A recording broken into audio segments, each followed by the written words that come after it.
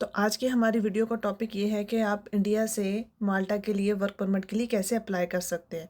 So hello everyone, welcome to my YouTube channel. तो आज की हमारी वीडियो जो है वो इस पर डिपेंड करती है कि हम अपने जो है इंडिया में रहते हुए माल्टा वर्क परमिट के लिए कैसे अप्लाई कर सकते हैं, क्या उसके लिए स्टेप्स हैं और किन किन चीज़ों को मद्देनज़र रखते हुए हमें ये स्टेप उठाना चाहिए। उसके लिए सबसे पहले जो स्टेप 1 है, आपके पास कौन से सोर्स है जिसके थ्रू आप जॉब देख सकते हैं। तो उसके लिए आप देख सकते हैं लिंक्डइन में, जॉब प्लस पे, इंडीड में, इन जगहों में आप जब जाके सर्च करते हैं तो आपको वहाँ जॉब रिक्वायरमेंट्स दिख जाती हैं। अब हमारे पास आता है स्टेप 2 कि फॉर एग्जांपल आपने कहीं अप्लाई कर दिया है और कोई कंपनी या कोई एम्प्लॉयर इंटरेस्टेड है आपको अपने पास जॉब करने के लिए, तो वो आपके लिए क्या अप्लाई करेगा, रेजिडेंट परमिट या वर्क परमिट अप्लाई करेगा, जो कि दोनों ही सिंगल परमिट ही कहलाते हैं। तो उसमें यह है कि वो आपकी सीवी और आपकी स्किल को पसंद अगर करता है तो वो फिर आपको आइडेंटिटी माल्टा के थ्रू आपका जो है वो वर्क परमिट जमा करवाएगा और आपके और उसके दरमियान एक कॉन्ट्रैक्ट होगा जिसमें हर चीज़ बाज़ाब्ता तौर पे वाज़िया लिखी जाएगी कि आपकी सैलरी कितनी होगी, आपके ओवर्स कितने होंगे, आपकी वर्किंग क्या होगी, एवरीथिंग जो होगा उसके अंदर डिटेल वाइज में लिख दिया जाएगा ताकि किसी भी किस्म की प्रॉब्लम ना हो। अब स्टेप 3 है कि आपके पास कौन से डॉक्यूमेंट होना ज़रूरी है। इसके बाद आपके पास जो डॉक्यूमेंट्स होना ज़रूरी है वो सबसे पहले पासपोर्ट, जो कि कम से कम उसकी जो है ना 6 माह की म्याद होनी चाहिए। आपके पास जॉब ऑफ़र लेटर होना चाहिए। इसके अलावा तालीमी या पेशा वराना जो आपकी काबिलियत है, आपका किस में स्किल है, वो आपके पास होने चाहिए। डॉक्यूमेंट्स, पुलिस क्लियरेंस सर्टिफिकेट होना चाहिए, मेडिकल इंश्योरेंस होना चाहिए और अपडेट आपकी जो है सीवी होनी चाहिए और पासपोर्ट साइज़ की आपकी तस्वीर होनी चाहिए। ये जो है इसके और कुछ दस्तावेज़ ऐसे हैं जिनको मे बी सम टाइम आपको तर्जमा कराने की या ज़रूरत पड़ सकती है या मे बी आपको एम्प्लॉयर बताएगा कि आपके मज़ीद और कौन से डॉक्यूमेंट्स हैं।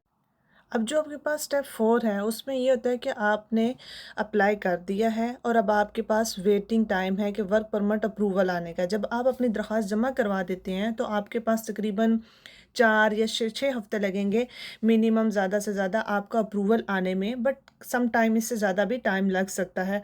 डिपेंड करता है सिचुएशन और हालात पर। इस अब स्टेप 5 में ऐसा हुआ है कि आपका अप्रूवल आ गया, तो स्टेप 5 में आपको क्या करना होगा कि अब आपको अपने लॉन्ग स्टे वीज़ा के लिए अप्लाई करना होगा और उसके लिए आपको अप्रूवल आने के बाद आपको माल्टा एम्बेसी में भारत में वीएफसी ग्लोबल के ज़रिए national long stay visa D के लिए दरख्वास्त देनी होती है, जिसमें आपको ज़रूरत होगी मज़ीद डॉक्यूमेंट्स के लिए जो आपने उधर लेकर जाने हैं। सिंगल वर्क परमिट जो मंजूर शुदा हद है, फॉर एग्जांपल जो आपको उधर से मिला है।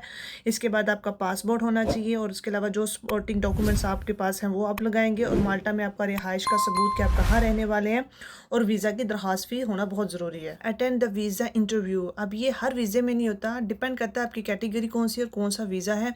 फॉर एग्जांपल अगर आपका ऐसा वीज़ा जिसमें आपको इंटरव्यू देना है तो उसके लिए आपको अपॉइंटमेंट लेनी होगी, वीएफएस ग्लोबल इंटरव्यू में शिरकत करेंगे और अपने दस्तावेज़ात वहाँ जमा कराएंगे। नेक्स्ट आपका स्टेप आता है 7। फॉर एग्जांपल आपका इंटरव्यू पास हो गया, आपका वीज़ा लगा गया, तो अब आप क्या करेंगे, आपका वीज़ा मंजूर हो जाए तो आप अपना बैग पैक करिए और माल्टा के लिए तैयार हो जाइए। Last and the most important thing ये है कि किसी भी दस्तावेज़ात का काम बहुत ध्यान से फिल करें। किसी भी किस्म की कोई गलती हो जाए तो बाद में उसको ठीक करवाने में बहुत मुश्किल आता है और ज़्यादा चांसेस नेगेटिव में चले जाते हैं। मैं उम्मीद करती हूँ कि मेरा स्टेप बाय स्टेप गाइड करना आपकी माल्टा के सफ़र के लिए काफ़ी मददगार साबित हुआ होगा और मैं अगर आपको कोई भी सवालात हैं तो नीचे कमेंट्स में मुझसे पूछ सकते हैं और मज़ीद टिप्स के लिए सिद्रा इमिग्रेशन चैनल को सब्सक्राइब करिए, लाइक करिए और शेयर कर दीजिए ताकि मेरी आने वाली वीडियो मज़ीद आपके लिए मददगार साबित हो। तब तक के लिए अल्लाह हाफिज़।